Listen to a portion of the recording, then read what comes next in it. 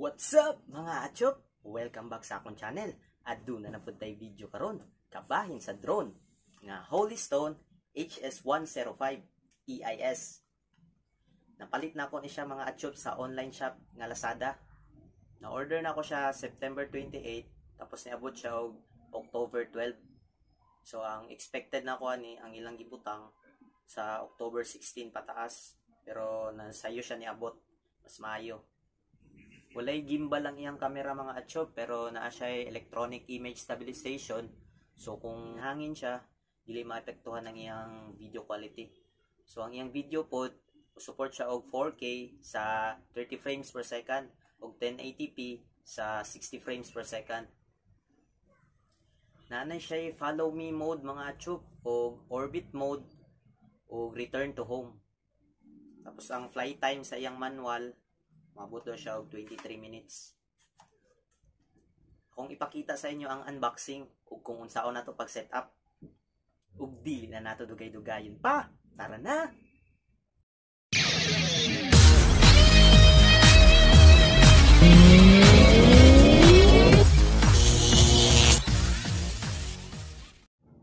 Alright mga chop, i-disinfect sa nato siya gamit ning alcohol, kilid,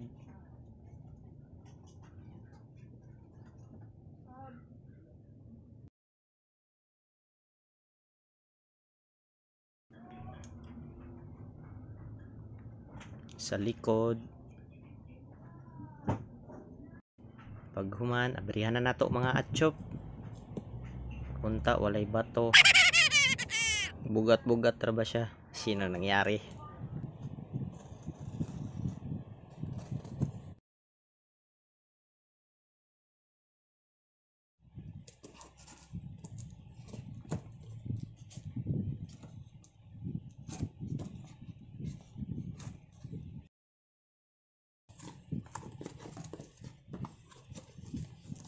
Akong gi-order kay katong HS720E, pero kani ang niabot basin pareha lang ni sila, lahi-lahi lag pangalan.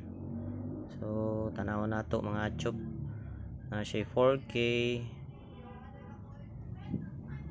so pareha lang gid ni siya sa katong 720E kay naa siya electronic image stabilization.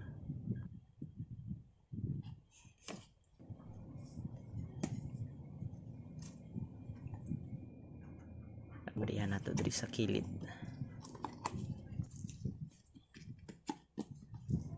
O na ni iyang sudlanan or case. Nindot iyang casing mga chop. Marag lig-on pud siya. So atong abrihon.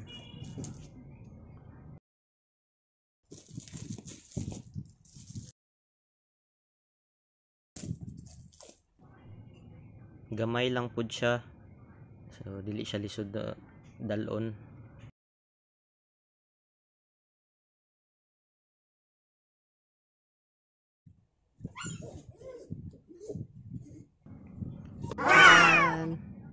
Na siya polyethylene na foam protection niya. So man niyang drone mga achop, Holy Stone. So 4K ang video niya sa 30 frames per second. Tapos mo siguro niyang battery sa likod. Tapos siya instruction kung unsa ang unahon nato if unfold. Mo niyang ilalom na ay serial number. So iyang camera,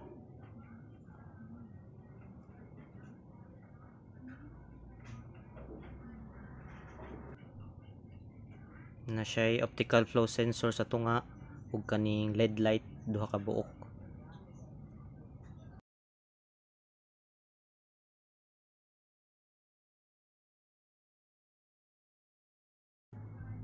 Pipes kaning sunod na tukwaon kaning iyang controller or transmitter.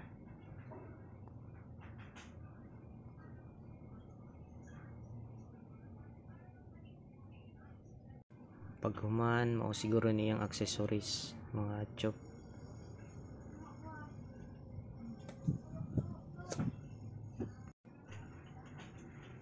Na siya'y extra nga propeller, so upat po siguro ni kabuk, dili lang sa nato abrihan.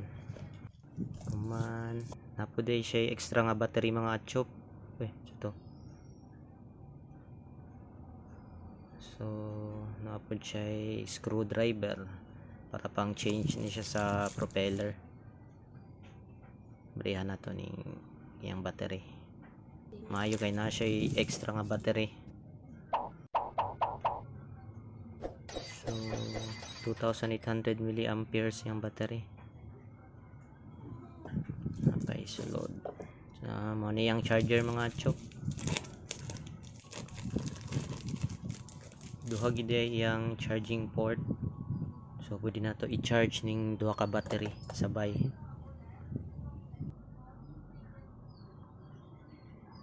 Napod siya cord nga C-type. So kuha na lang yang kulang, adapter. Wala siya apil adapter di ay. Siya suludan ni iyang bulsa. Mao ni iyang instruction manual. Cautions of battery. Ano yung manual mga chop. So studyhan pa nato ni. Kay first time po na ako ni mo palupad og drone. Saan ni? Ay, pakapins bogot. Yehey! Walay bato! I-set up na nato siya karon mga chop. Ito ni kuha niyang antena. Tapos sabi nato niyang holder, battery, double A ni duha ka buok.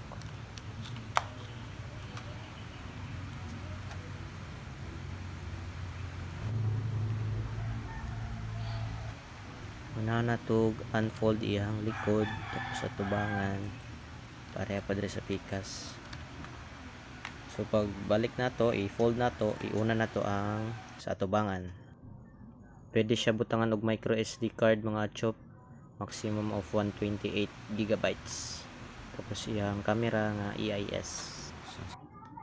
Tanggalon sa nato ni rubber nga nasa iyang battery mga chop para malak siya. Palihog day kog like ug subscribe sa akong channel mga achop, ug pakipindot na lang pud sa notification bell aron updated mo sa akong umaabot nga mga videos. Daghang salamat.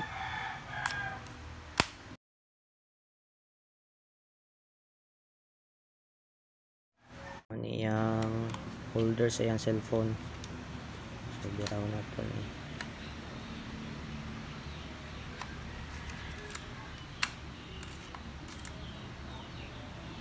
Ibutan na ito itong cellphone.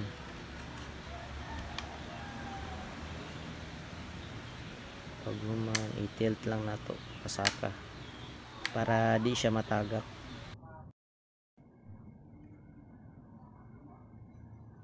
I-on na ito ang drone mga chop. Pag human, i-on na ito ning iyang controller. Pag human, i-calibrate na to iyang compass mga chop. Idungan na to aning controller pa right, pababa. Pag blink na ni sa iyang controller, so pwede na to i-calibrate. Tuyo ko na to katulo.